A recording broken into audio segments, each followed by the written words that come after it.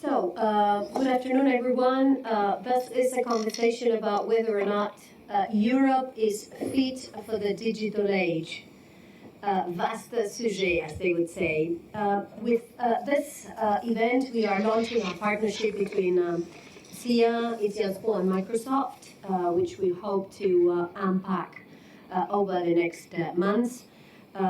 Part of trying to understand how technology fits, how this debate about technological sovereignty, digital sovereignty, independence, regulation, geopolitics, how it fits, how it is structuring international affairs. Or this discussion about whether or not the EU is fit for a digital age has many dimensions. I want to focus on three, which I find are important for our conversation. There is an economic angle to it, which I'm sure our speakers will unpack. Competitiveness, value added, entrepreneurship, economies of scale, that will impact where technology will impact the soundness of our economies. The second aspect is obviously the social impact that technology has, whether it's in disruptions in the labor market, big, whether it's disruptions in the academic profession, big also, or whether it's in the area of privacy and rights, also an area which intersects quite a lot with technology. The third one is obviously more geopolitical, on the security, on the safety. Speaking about technology means talking about cybersecurity, resilience of our defense and security infrastructure. So this is a very vast area. Let me start by, in order to frame this conversation, put on the table that the EU is already doing a lot. The EU is working a lot on the industrial side, having launched initiatives to promote investments in areas that are going to be essential, like chips or like cloud, or putting its money where its mouth is on research and development, with big investments on artificial intelligence or blockchain or quantum computing. The EU is also moving quite strongly in the area of regulating privacy, for example, with the GDPR, or developing an understanding of ethics in artificial intelligence. It's also working with this idea of the digital decade to empower citizens, empower businesses, and transform administrations through technology. I still remember when Casper was having these conversations with me as Spain's foreign minister of technology helping transform the administration. Finally, two pieces of legislation the EU just adopted on markets and on services, DMA, DSA. So all of this is what, and much more, but just to keep this conversation, some of what Europe is doing. So those conversations will be about, is this enough? Is this too much? Is this too little, too late? That's a bit what we want to unpack. And in order to do that, we have three great speakers. Let me start with Florence Selle. She's a professor in Sciences Po and chair of digital governance and sovereignty. Florence, she's with us digitally because she's teaching at the college, but we really want to thank you, Florence, for taking the time to join us. We also have Gilles Babinet. He's advisor in the Institut Montaigne and an entrepreneur, so he'll be speaking also from this DAO perspective. And third and final, but not least important, Casper Klinge. He's vice president and Europe EU Government Affairs of Microsoft. So let me start with Florence. Florence, we want to hear from you. The rule of the game is 7 minutes for each one of the speakers. You put your ideas through. We get to question you, and then the students get to take the floor. So I will want to be strict on the 7 minutes so that everyone gets enough. Florence. Okay, thank you very much, and sorry for not being able to be with you in person. Can you hear me? Is the sound correct? It is. Okay, fantastic, fantastic. So again, I'm very pleased to have the opportunity to discuss this issue today. The question is actually very large. Is Europe fit for the digital age? And I will, of course, take the perspective of the digital sovereignty, of this idea of EU sovereignty in the digital age. But first of all, I would like to highlight the fact that this notion of digital sovereignty is difficult to define. As a jurist, I could say that sovereignty refers to the power of the state, to the power of a nation that is embodied in an organized state. But when we come to digital sovereignty definition and defining this concept becomes more complicated. So we could say probably that digital sovereignty is the extension of the principle of state sovereignty to computing, to telecommunication, but it's not enough. So what I would like to say today, what I would like to highlight is that as someone that has been working on this issue for quite some time now, I could probably say that digital sovereignty is mostly, mainly a concern. And I would like to say that it's a double concern. The first concern is the current influence of non-EU technology companies. Those technology companies have control over our data. They perform what we call this surveillance capitalism. They probably constrain the growth of EU high technology companies. They probably restrict the ability of EU rule makers and national rule makers to enforce their laws, because we know already that global tech players do not always obey European rules and European values.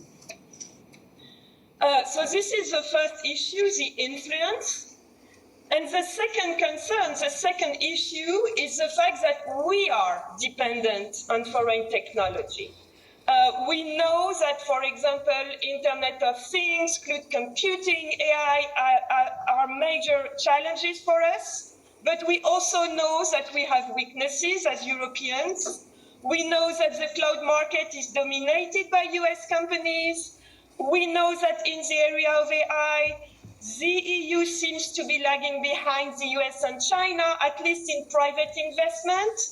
And we are dependent regarding various kinds of infrastructures. And for example, for semiconductors, of course, we are dependent. So it's a concern, it's a double concern, the influence and the dependence. So the question today is to determine whether what we are currently doing in the EU, what we are currently doing in Europe is sufficient, as you asked. Of course, we have strategies, we have the digital compass strategy, we have current regulatory initiatives, and this is a question that I would like to raise today, because we know that during this French presidency, we have various acts, various regulations that are being negotiated and adopted, and I could make a very long list, because we have the Digital Markets Act, the Digital Services Act, the AI Act, the Data Governance Act, the Markets in Crypto Assets Act.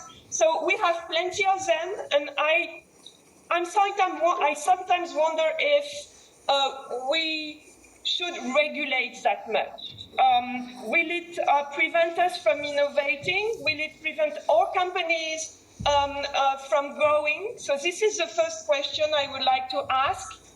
And the second question is about data transfers, because we know that this has been and is today a fundamental issue. The new privacy shield has been announced a few days ago, but this comes in a context of legal uncertainty. And this legal uncertainty is problematic. You've probably heard about those decisions regarding Google Analytics. 80% of the French companies use Google Analytics now, but Google Analytics is now illegal in France. So again, I'm wondering if trying to keep up with our values and our rules might be problematic. Maybe we have hope because today we have this initiative from the EU with the new Trade and Technology Council that has been started last September. And so we are currently working with the US on several issues like AI, for example. But still, I am wondering if this current regulatory strategy is the right one. So I know that it's very provocative, but it's part of the subject. So this is where I will stop. Well, thank you very much, Florence. So you certainly are on the side of maybe it's a little bit too much. Let's see what the rest of the panel has to add. Let me now turn to Gilles. Gilles, floor to you. Thank you, and thank you for organizing this debate, which is obviously key, and there is a lot of argument nowadays on this. I'm currently finishing a book which is a lot about this notion of sovereignty, and I spent a lot of energy trying to understand what Europe has missed, which is a key question, because we are the first in terms of patents, in terms of publication, of research publication, in terms of Nobel Prize. In most of the field, we still are heading the game. And therefore, it's surprising that we are lagging behind in this aspect. And I'd say, if you look deeply, there are probably a few things that we have missed. The first one is obviously, it's a little bit for me as a regret that I say that, but the military was key, and the DARPA and the invention of the internet was brought by the military. And it came along with a narrative of decentralization, which made internet possible for some military reasons as well as for some cultural reasons. They built that. And I think that for a long time we had a very good symbiosis in between the researcher, the army, and the, let's say, freedom narrative that was behind the internet. That was the root of it. It lasted for at least 20 years. And then came along the notion of innovation, which is very much the culture of the Silicon Valley, which was able to propel this technology into what it is today. So I think it's something that we didn't have, not to mention the runway. When you have 300 million of people who can be your beta testers, it helps compared to Europe, where you wouldn't find like more than maybe 70 million people in Germany. And it makes a difference, because if you can find your market in a niche, I would say a subset of people, if you have like 5 times what you would have in a European country, that make you 5 times more chances to have your startup successful. But to me, probably the first of this factor is the cultural factor. After that, the question comes in, what is the notion of sovereignty? And I would say it's 3 different things. It's first the productive model, which is probably a breakthrough compared to the industrial one that we've known until now. It's different, and the countries, the companies, the organization that will not be able to adopt this model on the long run will disappear. And I believe it's really important in terms of long-term sovereignty.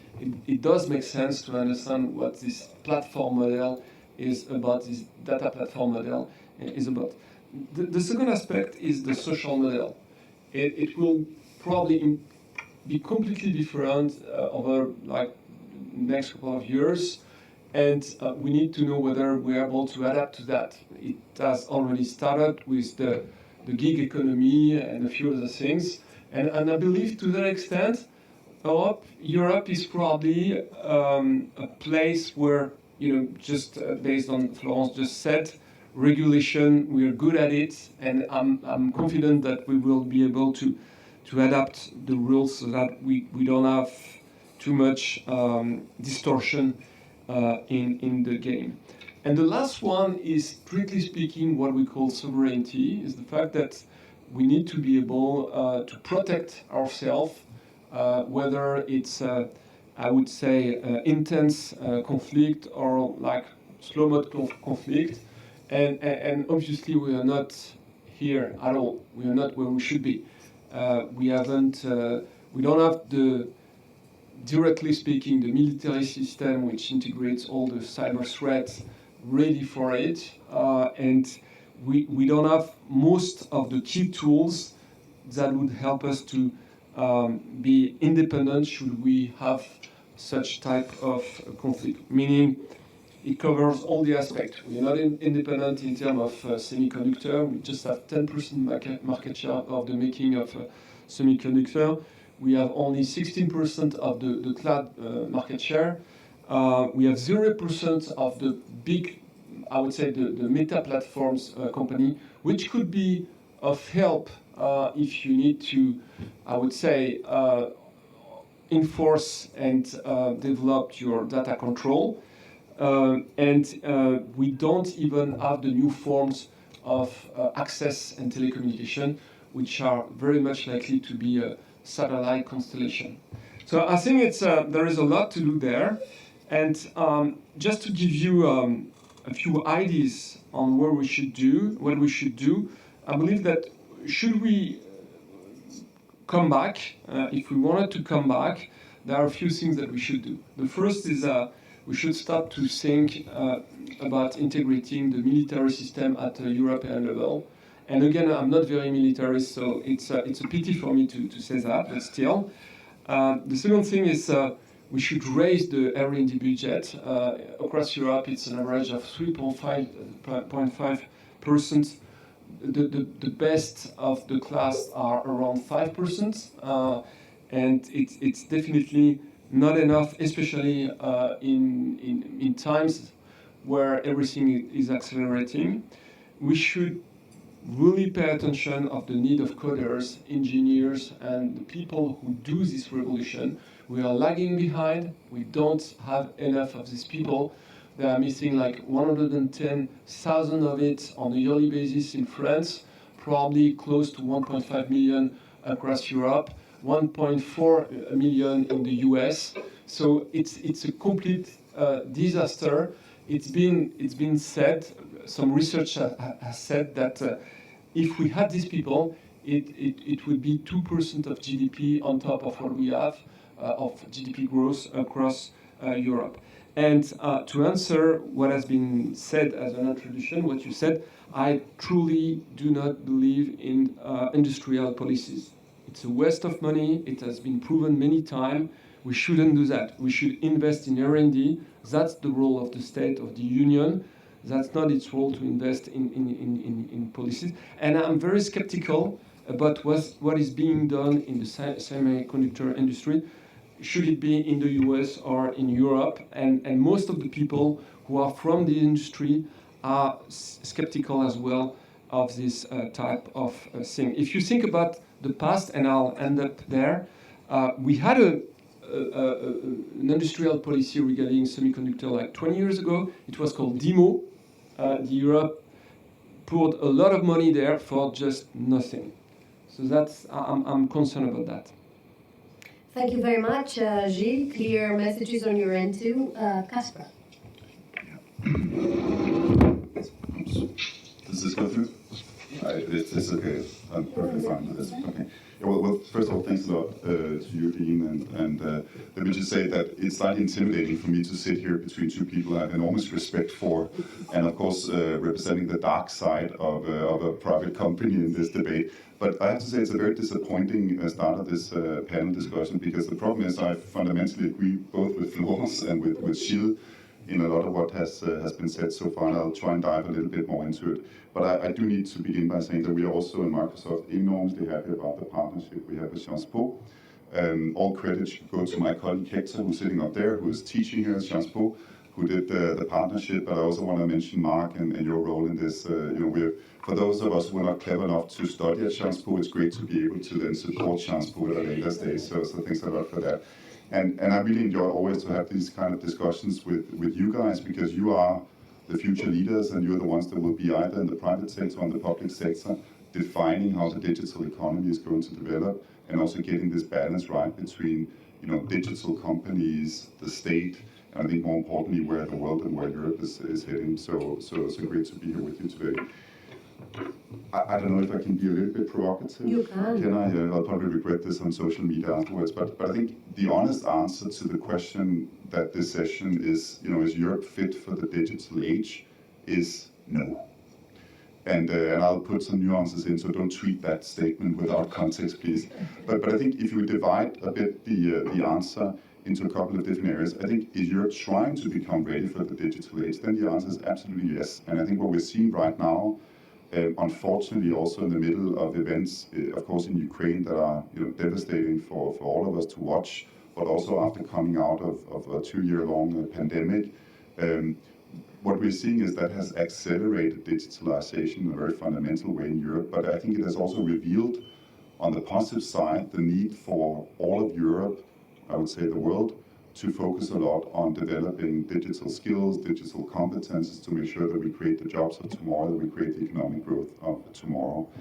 The problem with both the situation in Ukraine, the war in Ukraine, and COVID, has of course also been for European decision makers, including a prominent one sitting next to me here, is that when you wake up in Europe and you are an EU commissioner or a foreign minister or a key decision maker, and you look at the map of the world and see, and I think this was your point, Gilles, where do you have the big technology companies, the big innovative companies of tomorrow, then the map of Europe is not where the map needs to be. And as you can hear from my heavy accent, I'm a European as well, so I'm also concerned from a European point of view, we need to do more, we need to make sure that Europe will become ready for the digital age. I think, again, the dependencies we're seeing, and if we just begin with Ukraine, it goes without saying that we talk a lot about energy, and I'm sure here in France and in Paris, that's on top of the political agenda as it is in the rest of Europe, in the US as well. The war in Ukraine has certainly revealed how dependent Europe is on external energy provisions. I think it has also shown how dependent we are on a security collaboration, whether it's a NATO or more widely on a bilateral basis. But it has, of course, also revealed the dependency in Europe on technology companies. And I represent a company that very early on, before the invasion in Ukraine, have been doing a lot to try and protect our customers against cybersecurity attacks. And we actually went out publicly before the 24th of February. We called out what we saw in terms of cyber attacks on the Ukrainian government, on the Ukrainian authorities.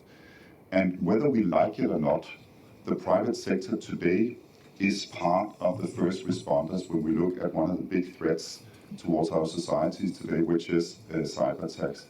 And you can say many things about Ukraine, but to some extent Ukraine is the first, I think, clear example of hybrid warfare, where you've seen a combination of territorial forces, but certainly also a virtual war being fought out both before the actual invasion, in the immediate hours before the invasion, and also after the invasion. And the private sector has both a responsibility but also a role to play in protecting our societies in this area.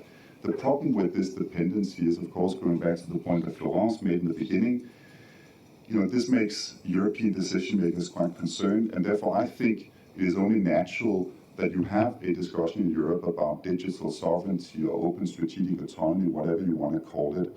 And therefore I think the big question is not only whether Europe is ready for the digital age, it is also, if we look a little bit internally, are the big technology companies to make Europe fit for the digital age?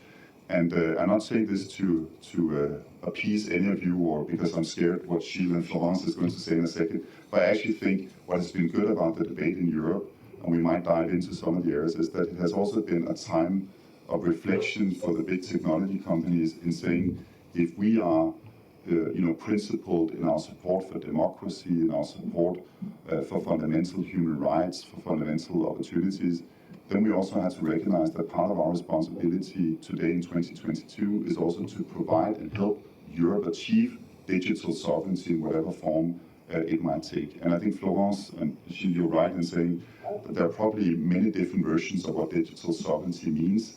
I think if we simplify, it is about being in control, being able to take decisions, expecting choices. You spoke about the role of data. I think for a company like Microsoft, we have to help develop and deploy technology that gives digital sovereignty to our customers. And I don't think this is a European discussion alone. I think if you go to India, if you go to Japan, if you go to Latin America, who doesn't want digital sovereignty? I think there's something very natural about it. And I do think that there are some dependencies that we have a mutual responsibility for getting right. So if I sort of sum up here in the introduction, I think from a regulatory point of view, there's no doubt that this massive wave or perhaps tsunami we're seeing coming out of Brussels these years is going to create not only the traffic rules for Europe's digital space, it's also going to have a huge impact outside Europe's borders. This is the Brussels effect that I'm sure you guys know much more about than I do. I think Europe is going in the right direction. Will there be errors and mistakes in the regulations? Yes. And I think one of the key aspects or key questions that both Florence and Gilles, I think both of you mentioned is, how do we make sure that we don't over-regulate? Because I think that one of the fundamental problems for Europe is it might be easier for some of the big technology companies to be compliant with some of the regulations coming out of Brussels than it might be if you're a small startup or if you're a small and medium-sized enterprise in Europe. And I think getting that balance right is going to be super important. On the economic side of it, technologies, digital technologies will be foundational for the job creation of tomorrow, for economic growth in Europe. It's going to transcend every sector in a very fundamental way. And I think this is one of the areas I very often actually use, the formulations you did before, Gilles, in saying, when you look at patents, when you look at entrepreneurship, there's nothing to be ashamed of in Europe. The problem is we don't scale the companies. And the other problem is there are a lot of big companies, and I think we're one of them, that to some extent will do innovation through acquisition. So when something interesting is popping out at the Station F here in Paris, there's a lot of interest from big technology companies to acquire those companies, and I think the scalability is going to be absolutely essential. But then, as I said, the third part of it is how do you make sure you hold the companies to account and make sure that what we do is fundamentally in support, aligned with European aspirations, European visions, and there I think we need to demand more from the companies, including the one that I represent. I do think will be my last remark. Have I gone above the 7 minutes? No, Sure you're still okay. Okay. Is going a little bit back to the points that Florence made around digital sovereignty. As I said, I think there's no country around the world that doesn't want digital sovereignty. I think where we can demand more from the European Union and from Europe is that if Europe can't get digital sovereignty right, then I think we are in trouble. Because if you look at the European Union, I'm a big fan of the European Union. Europe and the EU has in many ways been about a dynamic notion of sovereignty. If you go back, and you guys I'm sure are studying the European Union very closely, it was an attempt to try and create an interdependent sovereignty back in the day when Europe was at war. I think we've seen the sovereignty evolve over the last couple of years. I think Europe is in many ways best placed to develop a notion around sovereignty that is adapted to the digital age, and that is a slightly different sovereignty notion, in my view, compared to what we've seen in the past. Technology don't represent national borders. It's a different kind of concept we need to develop, and I think we need to do it in partnership between the private sector and the public sector. Thanks. Thank you very much, Casper. Let me go back to Florence now. Florence, you said that maybe the way the EU was doing regulation was not optimum. maybe it was a little bit, and you've basically mentioned lots of pieces of legislation that the EU has put together. Why? Why is it that in your view, the EU is not getting this regulatory dimension right? What is motivating that? It's more a question that I'm asking. When you look at the very recent regulations that were announced, you have the EU Chips Act, and this is something that Gilles might probably discuss, because with the EU Chips Act, the idea is to have more research and to invest in building production capacities regarding semiconductors. So this is really an industrial policy, and of course we could discuss whether it's a good move or not. But the other regulations that I've been working on over the past weeks, and I've quoted them, I've cited them, are meant basically to regulate big tech. They can be criticized. The Digital Markets Act is a very rich text, but at the same time, it is a very complicated proposal. Well, no, it's not a proposal. It has been negotiated, so it's not adopted yet. But it's a complicated regulation. So this is a question that I ask, because on the one hand, regulating big tech is necessary, but we're adopting a very complex regulation, and this new regulation raises an enforcement issue. So this might be a problem in the future, and we have other regulations that are currently being negotiated, being adopted. I could mention, so the Digital Services Act is to me, welcome, but we could, and it could be, again, a discussion that we could have with Gilles. We could probably discuss the AI Act that is designed to regulate high-risk AI systems, and that, again, raises questions of definition, questions of enforcement, that increases the number of obligations imposed on tech companies. So this is, I couldn't say that I'm against those moves and those proposals of those regulations, but I'm a little bit worried that it could be too much, and perhaps too much on all European companies. So this is not the case for the Digital Markets Act that focuses on gatekeepers, but this might be the case of the AI Act. And again, I've given the example of the consequences of the Schrems decision regarding data. And again, I'm afraid that the recent decisions regarding the use of Google Analytics may have counter effects on our own European companies, because it prevents them from using Google Analytics. So this is the questions that I'm currently asking. And I have hope with this negotiation with the US authorities, and it's hopefully we'll have at one point a good agreement regarding EU-US data transfers. Gilles, you mentioned maybe the underperformance of the EU in terms of research and development, but if I look at not only the amounts of research and development that European member states are spending, but the research framework program of the European Union and how much financing is and how many investments are being made through the EU itself.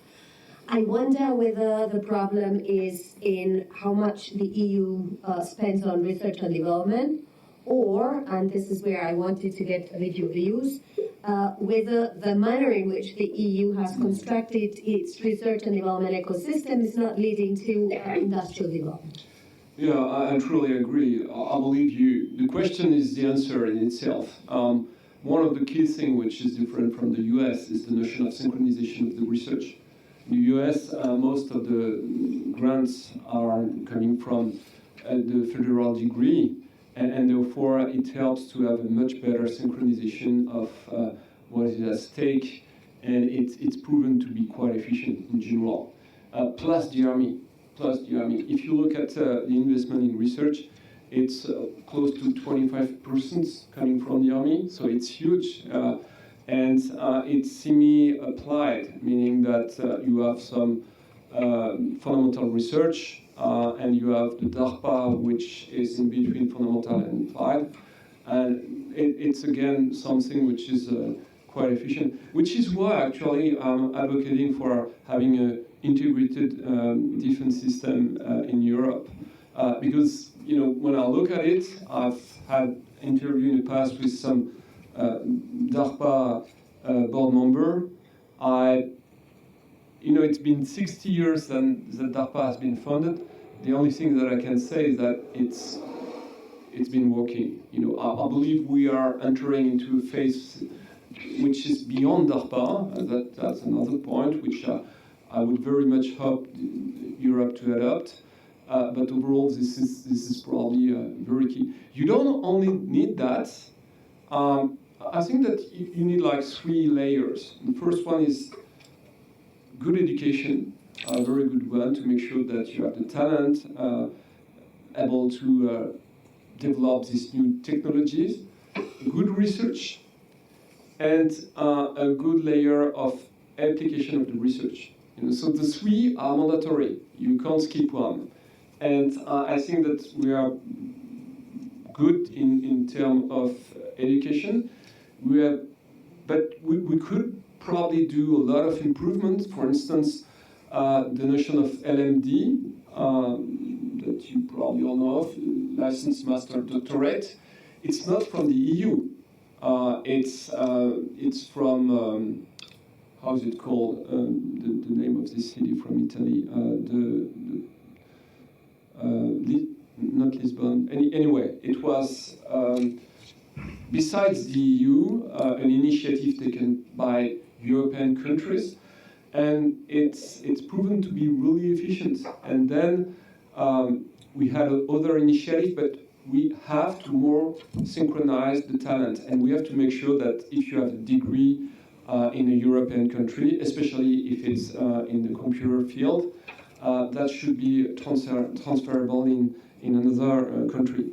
Then the research, as I said, it's not synchronized, so there is a lot to do to improve that, and the application of research is probably where we are the poorest. We have a transfer rate which is like half of what it is in the US, And if you compare it to the UK, it's even worse. 1/3 of the unicorns in the UK are coming from like 4 universities. I don't know any unicorn directly coming from any French university.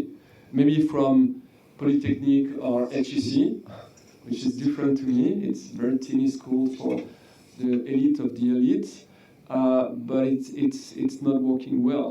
So I believe these are the key 3 things.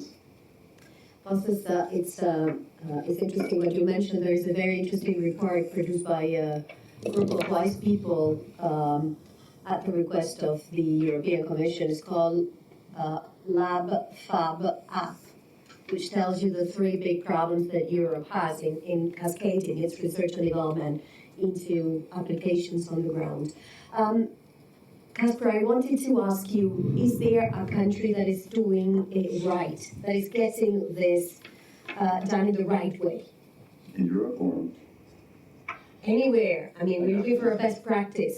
Yeah, but listen, I think my problem here is that, again, I represent a US technology company or global company with US roots, but I'm also very European, and I fundamentally believe in the European project. I fundamentally believe in the European Union.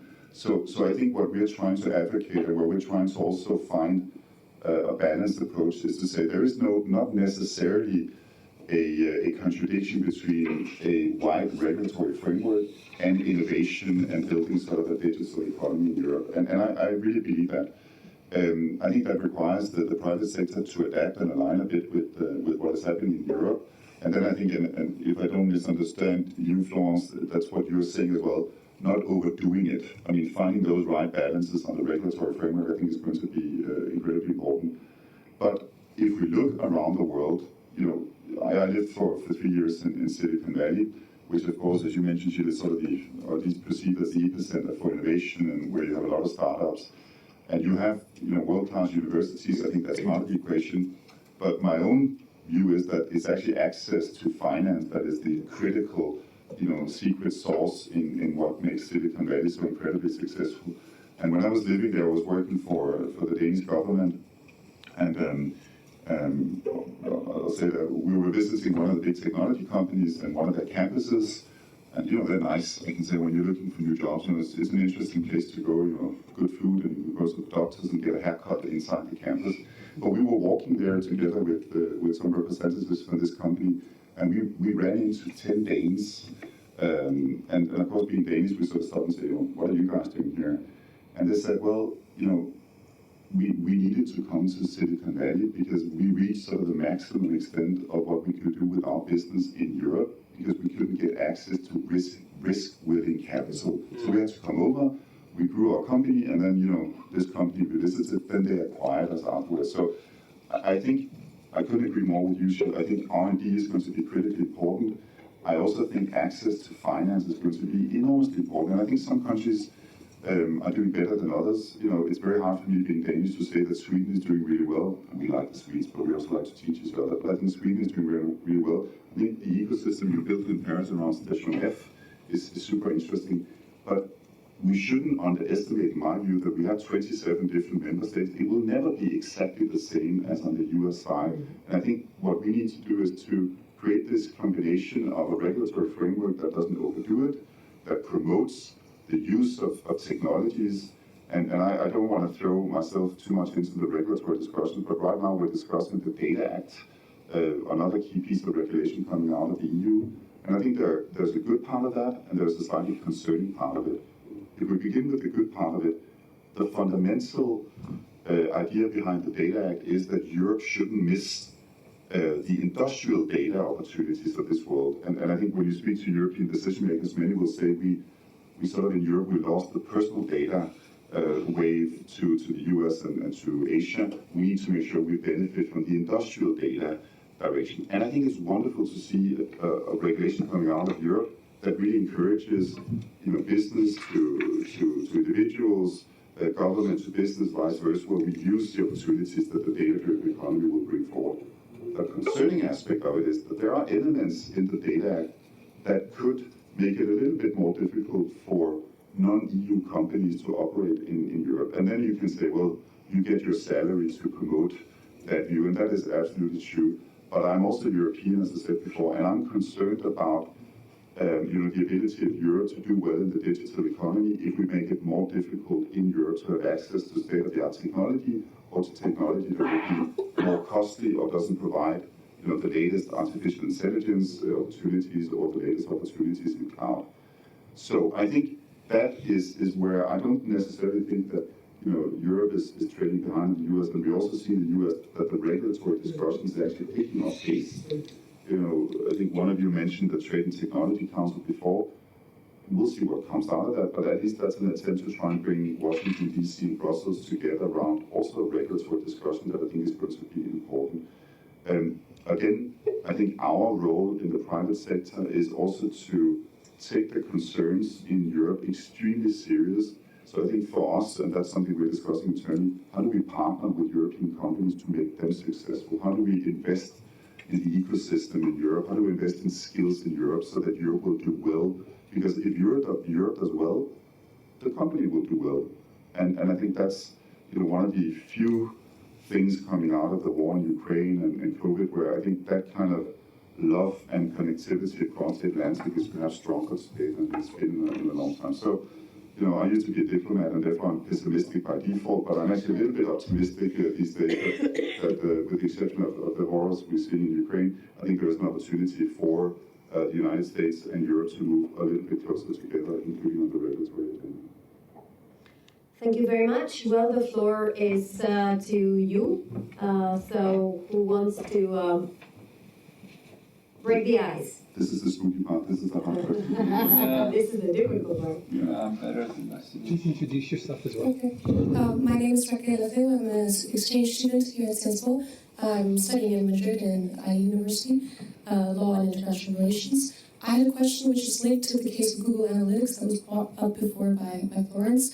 I was wondering whether, for all of the speakers, you believe that this is a pattern which is expected to continue, this limitation of certain technologies which are connected to the US, and what would be the effects? Will it lead to a kind of bottom-up trend where US companies will eventually comply with European standards, linked to the Brussels effect that was mentioned before, or will it, on the contrary, limit the access of European companies to certain services?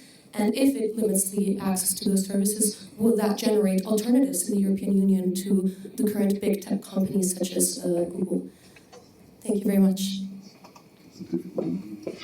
I'm for it, whatever. So we'll take a few and then maybe we take 2 or 3 and then... My name is Adrien Van Est. I am the head of the Cybersecurity Association. And my question is the following. Is the state-of-the-art technology necessary for Europe to achieve digital sovereignty, given the fact that for usual company, French we say PME for instance, we only need digitalization of the services. That is to say, to have state-of-the-art artificial intelligence seems useless for usual companies. And in many sectors, we just need to store data. So therefore, even if I'm personally convinced that we can regulate more and more to have European giants in a way, because we don't need such a high technology first. There's a third question. Okay. Thank you. My name is Amanda. I come from China, and I do international governance and diplomacy, so more looking into policy making on regional international level as well. And of course, digitalization is a big topic that I'm personally very interested as well. And I've been looking into the GDPR and the big tech companies' compliances and the very recent Digital Market Act that just came out as well. My question is, could you please elaborate a bit more on the industrial data that you mentioned versus the personal data? Because if all this giant tech company are actually going to comply, like what's the implication on the business model actually? Like how much are you losing? And to me personally, I feel like digitalization is inevitable. And if Europe is taking the first case of making the giant tech to comply, there must be a spill, or might be a spillover effect in the rest of the world. US come next, but then what about China? What about the other countries? And love to hear your opinion on it and how private sector could be more involved in these conversations. Thanks. Thank you. So we'll take these 3 questions and then we'll get to the second round. Do you want to start, Jim? Yeah. And then Florence, get ready, we'll get to you. So regarding the Google Analytics issue, I think it's quite interesting, and you have certainly a lot to say about that. I would say two things which I believe are important. The first one is there is a trick. The big tech companies have found a trick, which is to isolate, to do a walled garden, technology walled garden in Europe, so that it could be independent from the US. It's what we call Secnum Cloud in France. And on the, I would say, legal and technical footprint, it seems to work. I don't know if you disagree with that, but I understand that it's one of the solutions. It's costly for the big tech, but it could be a solution.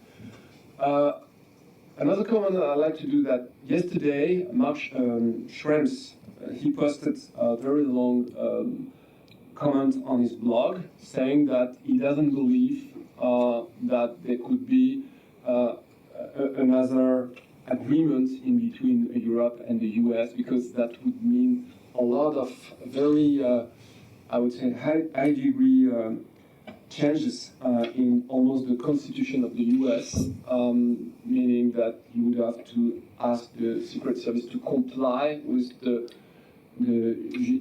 judiciary system, and that seems to be complicated. You know, I'm not an expert, I don't know anything about that, but I understand that there could be a shrimp-free, in other words. So that's about the first point. Regarding your comment about traditional company, personally, I exactly believe the contrary. I believe that if this company don't understand the platformization and the sea change in terms of business model, they will basically disappear. It's already happening. You know, if you take the CAC 40, I do a ranking of digitalization on the CAC 40 on a yearly basis with Les Echos, and I can tell you that there are at least 1/3 which is having severe issues in keeping with the head, if not just the right path with the competitors. So that's obliged for this company to comply with these issues. And regarding the the AI Data Act and the industry, so that's obviously I was part of some of this conversation with the Commission. Basically, the analysis, and you framed it very well, is that we have lost the war, so to say, in the personal data, and the only space where we could still, I would say, compete probably, it's the industrial data. So, and it's interesting because it comes with a new architecture of system based on what we call edge computing, and therefore we wanted to, I would say, come with a new framework, which is technical and legal, on how we could manage to deal with this data. Thierry Breton is probably the person which is the most ambitious regarding this aspect, and I agree, it could be an issue if that would, as a result, we would have to have very strong, I would say, system, whether technical or legal, to audit the data and to avoid the leakage of data and so on, that eventually could result in lower competition. You know, the GDPR, there was a research recently published that said that it has cost to Europe 2 GDP points, which is huge. And I believe that. It's a nightmare. It's been done by lawyers and not by coders. And as a result, we keep on clicking on things that we don't understand. We don't know what it's about because we want to read news somewhere and to buy things here and there. But to me, it's a complete failure in terms of providing a real, I would say, trusted level playing field, agreeable to everyone. It didn't work, and we should review this agreement. And I'm worried that we would repeat that with other types of agreement. I think that Florence phrased it, and she said she's wondering what could be the good level of regulation, and I think that one of the concerns I see at the EU is we do the regulation first, and we check on the result afterward, which is something everybody does, but we don't put the stakeholders in the game. And that's probably something which is obliged. There is a guy who you might know called Les Lessig. He's a constitutionalist. He ran for president in the US, like during not the previous election, but the previous. And this guy became famous also for saying code is law. And I think he's right. You know, you can define a set of action by the law, but you can also define it by coding. And the GDPR should have been by coding. We could have built some great experience, much better than the one we have, if we had asked some coders to define what should be the settings so that we can protect your personal data. And we could have said, for instance, in the browser or in the operating system, what you want to do and what you don't want to do. And no one at the EU thought about this when they framed this GDPR agreement. And you know, when I talk about the platformization of the world, I think it's also right for the regulator. It's something which is basically everywhere, and most of the traditional players don't understand it. Florence? Yes, I could barely hear what was asked in the audience, but I could hear what Gilles said, and I could say that I totally subscribe to what he just said, and I totally agree with him. Regarding the GDPR, it is true that we are constantly accepting those conditions. But a few of us read them, and there is this effect that is called the privacy paradox. That is known. We know that when people are interrogated, when people are asked if they care about data protection, 70% of the people that are interrogated say yes, we are very much concerned about data protection. But when we ask them if they read terms and conditions, less than 15% of users actually read terms and conditions. So this is an issue. Maybe we should find another way to protect privacy and to protect personal data. And the other aspect, the other problem of the GDPR, apart from Gilles' arguments, is the fact that there is an enforcement issue with the GDPR. Usually it's the Irish Data Protection Authority that has jurisdiction when about Facebook or the big tech companies. And this is an issue because you might have disagreements between the various national authorities. The Irish authority was actually accused of not being very efficient. So there is an enforcement issue, and it is to be hoped that this lesson will be taken into account with the new regulations, because it's a real problem. Another point that was mentioned by Gilles is what has been done regarding data transfers in France, and this SecNum cloud certification that was adopted last year in France. The objective of this SecNum cloud certification is to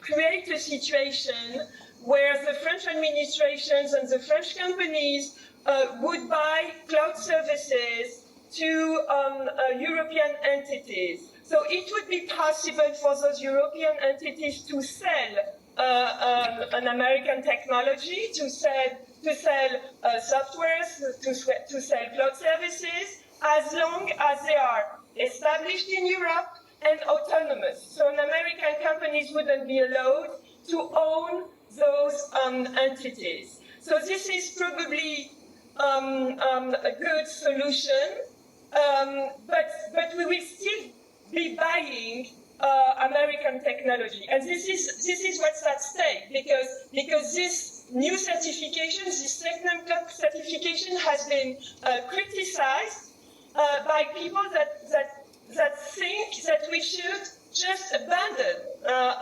any kind of American technology and work only with European companies. I'm just a jurist, but I'm not sure that this is feasible. I think that the best option would probably to have those agreements, those partnerships, and to make all companies grow and evolve. But this is a certain way to promote digital sovereignty. Just saying, we don't want the American companies anymore within the European Union. I'm not totally convinced by this perspective, but this is something that needs, of course, to be discussed. Kasper. That was a cue for me. Yeah, no, thanks a lot. I mean, hard acts to follow, but I'll try and add a few comments to the questions that you guys had before. So the first question on compliance with regulation, I think it's important to say we will comply with every single regulation that will come out of the European Union. That's how the market works. Of course we will. So I think what was indirect in your question, of course, how do you make sure that that doesn't hurt the opportunities of utilizing new technology? And that brings me a little bit to the second question, where I again completely agree with you. I think one of the misconceptions about new technology is that it primarily serves big enterprises. And if we take a technology that is very close to our heart, cloud technology, so going into the cloud, the interesting part here is that that actually has much bigger opportunities for small and medium-sized enterprises than for big enterprises. And one of the reasons is you get access to fairly cheap technology. You can run productivity tools, you can store your data, you can use analytics on it, or you can use artificial intelligence in driving through your business model. And that's something we've seen, including during COVID. And if I may just use a small anecdote that was a bit of an eye-opener to me. So in the middle of COVID, we had a small customer in Italy, a wine producer. Being here in France, I thought a wine producer would be a good example to use. And they were having huge problems because their business basically ceased from one day to the other because of restriction. They couldn't open up, they couldn't sell to wine tourists coming by. And through our colleagues in Italy, we worked with them, basically taking their business into the digital space. They used some of our productivity tools, they used our cloud, including by finding new customers, actually doing wine tasting virtually. In the beginning, I thought, how do you actually do that? But one of the ways was sending small packages out and about. And I think one of the interesting things is that a lot of companies had huge problems during COVID. This was one of those companies, a small company actually grew during COVID because of the application of new technology. So I would just counter the argument that this is primarily technology that will benefit established companies. I think the benefits for small and medium-sized companies are incredibly important. And if I then tie that a little bit to what we're seeing these days, unfortunately in Ukraine, but also more widely, cybersecurity. One of the big advantages of going into the cloud is you have access to the latest cybersecurity mitigation technology. And I don't want to be sort of alarmistic, but unfortunately when we look at the numbers, and I throw a few numbers at you, there is no doubt that cybersecurity is a risk or a threat that is here to stay. And as we digitalize our societies, it is going to be incredibly important that we have the latest and the best technology in defending us, whether we are individuals, whether we are private sector, or whether we represent critical infrastructure. And just an indication of how much we see. We do what we call nation-state advisory. So basically, if we have a customer that we see under attack from a nation-state, we provide notifications to them of what we see. And if we look at the time span between 2018 and 2021, so 3 years, we did approximately 20,000 of these nation-state notifications. In the last 6 months, we did 40,000. So whether we like it or not, cybersecurity is going to be a critical part of defending our societies, defending our values, defending our opportunities in Europe as well. And that is where the cloud plays a significantly different role. One of the biggest problems we've seen in the past also with the SolarWinds attack, but also one of the difficulties that the Ukrainian authorities are currently fighting is they have most of their data on-premise, so basically a server in the basement, and that means it's much more difficult to actually provide the kind of protection that you need. So there's a little bit, and it's sort of a very diplomatic, subtle response also to Florence. I think there is this schisma that it feels more secure. You have your data in your office, you put it inside you, it feels more safe and secure, but in fact, migrating this to the cloud provides a better security than having it on the ground. And then if I may just add, another advantage of having a digital strategy is also on the sustainability side. Having your data or having your systems operate in the cloud is somewhere between 80 and 93% more energy efficient than having servers in your basement. And I think that ties to what I think is an incredibly important agenda here in Europe, which is the transition where you connect sustainability, and digitalization, and I think it reveals some of the opportunities that we have in this area. Just perhaps, I think the last question from you, and sort of, industrial data, personal data, is this going to be a lack of business opportunities for companies? I think for us, not at all. I think our business model is incredibly well aligned with what is happening here in Europe. I would say, though, that one thing we did notice during COVID, and I can only speak from a European perspective, is that it was crystal clear, including for us, but I think also for European decision makers, that digitalization was not something that was nice to have, it was a need. And when we see those companies that went through COVID relatively untouched, or if we look at regions that did relatively well, there was a huge difference, including inside the European Union, between digitalized regions or digitalized countries, digitalized companies, and those who were not moving that way. So my argument, and you can blame me for of course, representing the interests of the company, and that's true, but I would say that digitalization today is going to be foundational for opportunities in the future, and it touches on everything. I mentioned the small winemaker before. If you're a farmer in Normandy, precision agriculture is going to be dependent on digital services as well. So I think it will transcend everything we do, and I'm ready to bet a good bottle of French wine that all of you, when you exit Sciences Po and enter into the real world, which can be quite traumatic, take my word for it, that all of you will be incredibly dependent on digital technologies that are existing today or that will be developed tomorrow. So I think the short answer is we have to move in this direction, and I think it's going to be fundamentally good for Europe, but we just have to make sure that the company is also aligning with Europe, making those opportunities relevant in Europe as well. Okay, floor back to you. Hi, thank you. My name is Peter. I'm American, and I'm in the International Governance and Diplomacy program. Questions about digital sovereignty have run through all of your answers. And I understand the concerns about sovereignty against these big tech companies like Microsoft. But on the other hand, authoritarian states throughout the world have also argued for their own version of digital sovereignty, which is, of course, highly restrictive surveillance, censorship, propaganda, outright social manipulation of their own populations. And the EU is not only an economic power, but also a normative power. So how does the EU manage this divide or thread the needle between arguing for its own digital sovereignty and, on one hand, and on the other hand, kind of fighting against restrictive, authoritarian fragmentation of the internet into, regional blocks, and is there, relatedly, kind of, should the EU advocate for universal digital human rights? Thanks. Very interesting. So what do we do with techno-authoritarianism? Hi, my name is Cami. I'm also in the Cybersecurity Association in the International Security Masters. I'd like to ask another question about labour market challenges for kind of the digital age.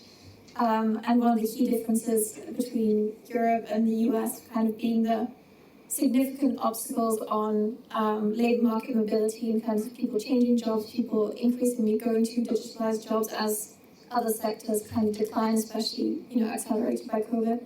So in terms of short-term solutions before we can fill this education gap in the labour market, short-term solutions to this employment mobility, the obstacles that exist right now, what are your suggestions, what are your thoughts?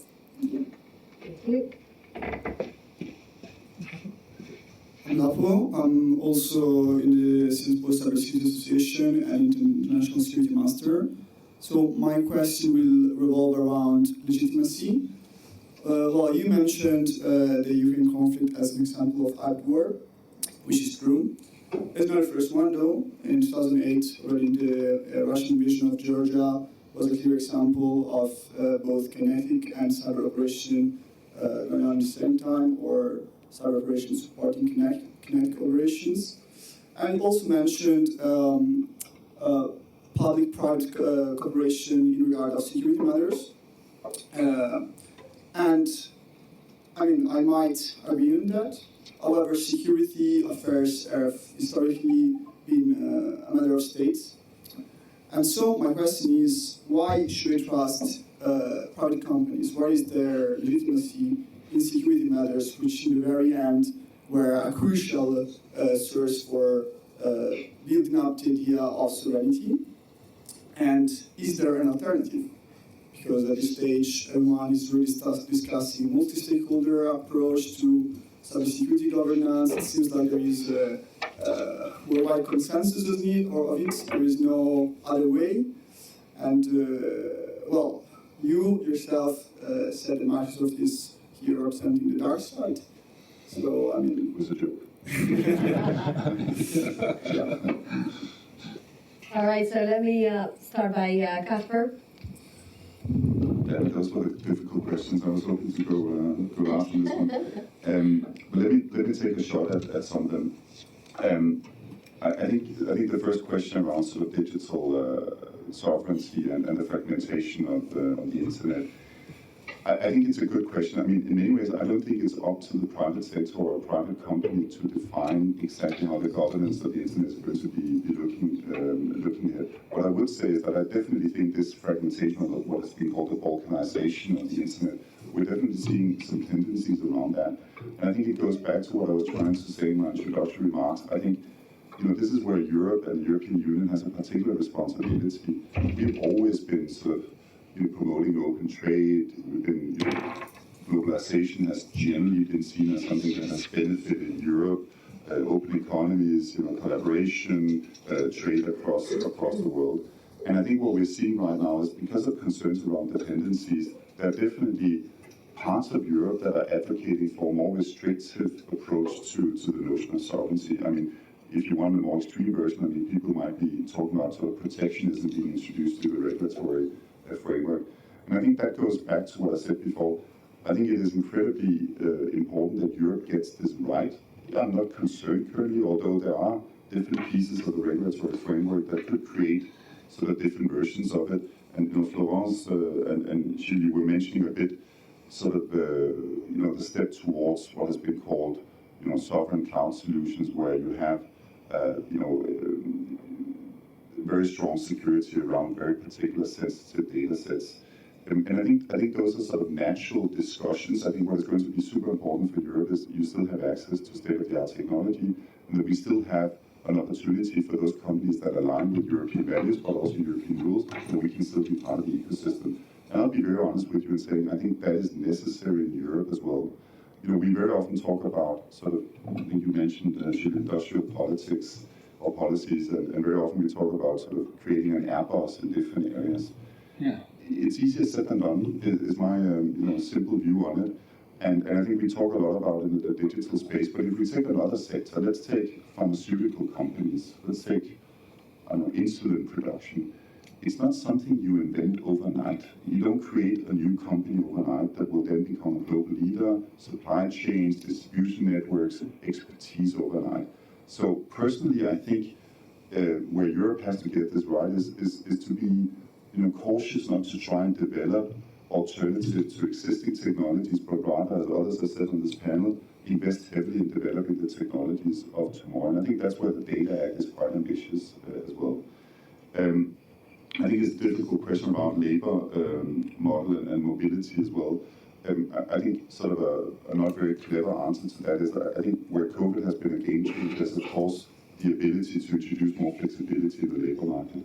Even with my small team in Brussels, we have a much more flexible way of working today, where we allow people to work literally from wherever they are, and then once in a while come into the office to do things. So I think it creates an opportunity for more rural areas, that you don't need the same kind of urbanization that we've been looking at in the last many, many years. And if I zoom out and look a little bit more globally on this, I think when Ukraine has hopefully passed in hopefully a good way, I think for Europe, looking a little bit south toward Africa is going to be one of the main priority areas, both in terms of opportunities and challenges. And I think what we've seen with the introduction of digital tools are huge opportunities for people to work remotely and still be connected to the digital economy. So I'm actually quite optimistic about what this new wave is going to do for the global labor market.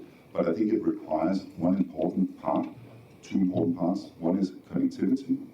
We need to make sure people are hooked up on the internet. And the second thing is fundamental basic digital skills, which is why the European Union, but also private companies like Microsoft, are investing in providing skills opportunities for people that don't currently have the skills that are in demand in the private sector.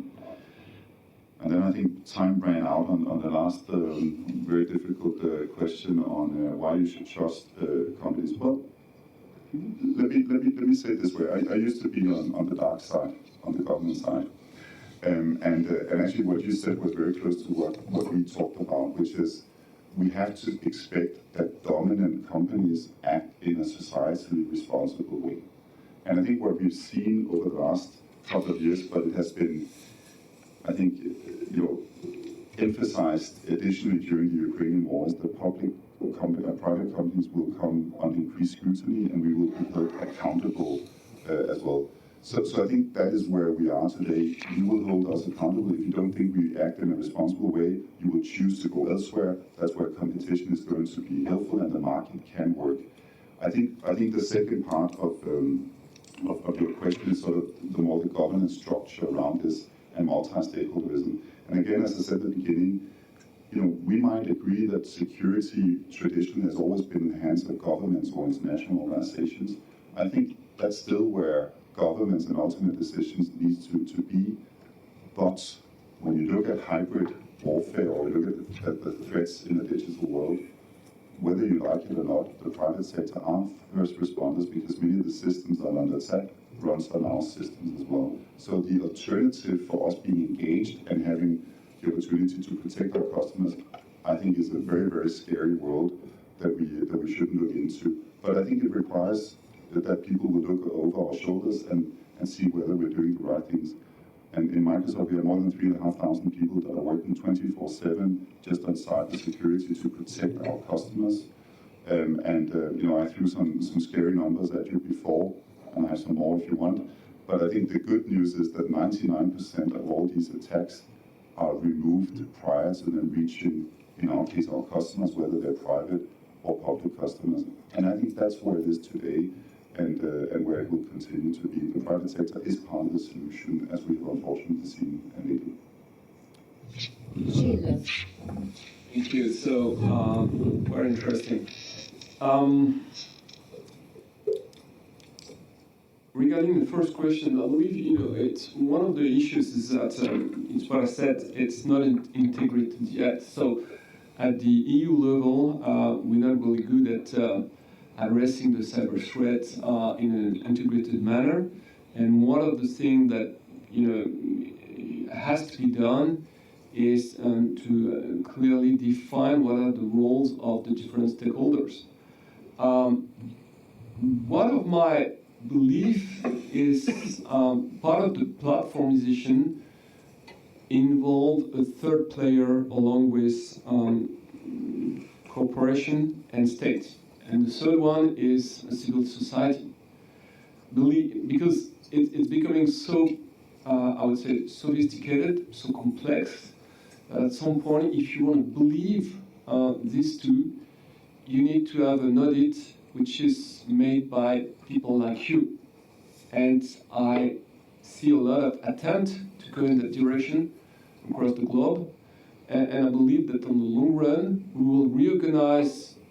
Part of the platformization will be that we will have some checkers, some controls that will be from the civil society. And again, it's, for instance, in the DMA, in the DSN, there is this ongoing discussion actually, on whether the civil society should have a say. And I think that we will realize that it's needed. It's definitely needed. And it addresses your point as well. I believe that a rational way to build trust is to have a balance and check a control system which is the most transparent as possible, and that would pass, that would go through civil society as well. Regarding the labor market, I believe it's a very long question. It has some social, economical, geopolitical extent, but I believe that it's something which will occupy the regulators for quite some years. It's not started yet. I believe that the Schumpeterian effect is just getting started, and what we are seeing now is a disintermediation which is coming into the services. What we had during the industrial period era was I would say, tailorization of the productions of goods, but not of the services. And now it's coming to the services. But what is interesting is that most of the players, the platform players in there, are basically saying we are using people, gig economy, because we can't avoid this, but as soon as we can, we will get rid of them. Think about Uber. You know, they started to do the autonomous vehicle. They have stopped this research so far. But if you start to have an autonomous vehicle, just in the US, that means like 10 million people are affected directly. And you would have this in accounting, in most of the I don't foresee necessarily a nightmare, but there will be a redistribution issue, a very big one. So, and I think it's for those who may think that we can probably in Sciences Po, it's not really the case of most of you, but in a lot of places, especially in California, there is a belief that we can get rid of the state regulators and that this system would regulate itself. I truly believe that one of the key trends that we would see in the future is a return of the regulator, but a balanced regulator. That is, we need innovation, and we need cooperation, we need enterprise, but we need it in a way that they act responsibly. And just to end up, I believe what we will have is much more important share of externalities being paid, meaning whatever you may think, environmental externalities, social externalities, and so on. At the end of the day, it will be on their shoulder. And so the key big trends that I see is more civil society and more accountabilities on externalities in general. And in the middle of this, you have platformization. Florence, the last words to you. Yes, and it will be. I think it will be a conclusion. I've heard the term values several times during this meeting, and maybe my conclusion would be going back to the question of defining digital sovereignty. That maybe it's a question of values in the end. We want our values to be respected in the digital world. Freedom of expression, transparency, privacy, autonomy. I've been not surprised but impressed that Twitter, for example, a few days ago announced that the tweets of the Russian authorities would be slowed down. It's something that shows that you might have private companies that care about values and that care, of course, about authoritarian state leading a war against another country. And I think that it is what is at stake here when we discuss digital sovereignty. Maybe, and as Gilles said, we should think of course, our various cultures. We have in France a culture of asking for regulation from the public authorities. In the US, you have private companies taking initiatives.